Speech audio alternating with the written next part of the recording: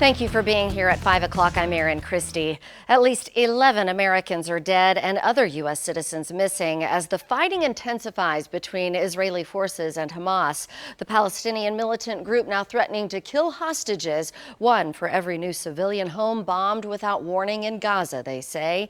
Israeli ministers ordering a complete siege of the Gaza Strip. More than 1,200 have died in the fighting, and a vast majority of the victims are civilians. Earlier today, the Israeli Prime Minister promising they will continue to act swiftly. We have begun, and I emphasize we have only begun to strike at Hamas. The images of the devastation and destruction from the Hamas strongholds in Gaza are just the beginning. We have eliminated many hundreds of terrorists, and we will not stop there. As fighting escalates, a U.S. carrier strike group is now moving into the region, but a full-scale response likely won't come until Congress is back in session and a speaker is elected in the House. The Israel-Hamas attacks is really personal with people here in Tulsa, too, especially for those who are part of Jewish organizations and synagogues. 2 News Oklahoma senior reporter Justin Ayer spoke with a rabbi about how he's providing support to those who are scared and have questions. The rabbi here at Congregation B'nai Emunah says that Israel is a beautiful country with a challenging history.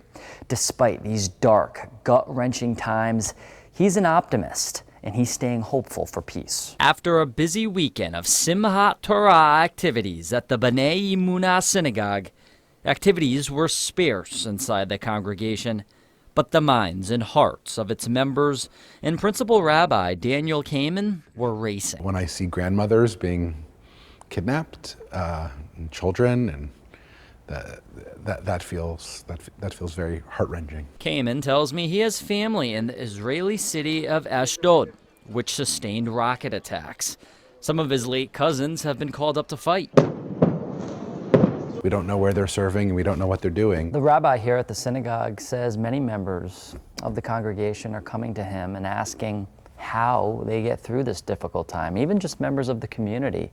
He simply says he doesn't have the answers yet, but he is going to offer some words of solidarity. It's all Kaiman says he really can do.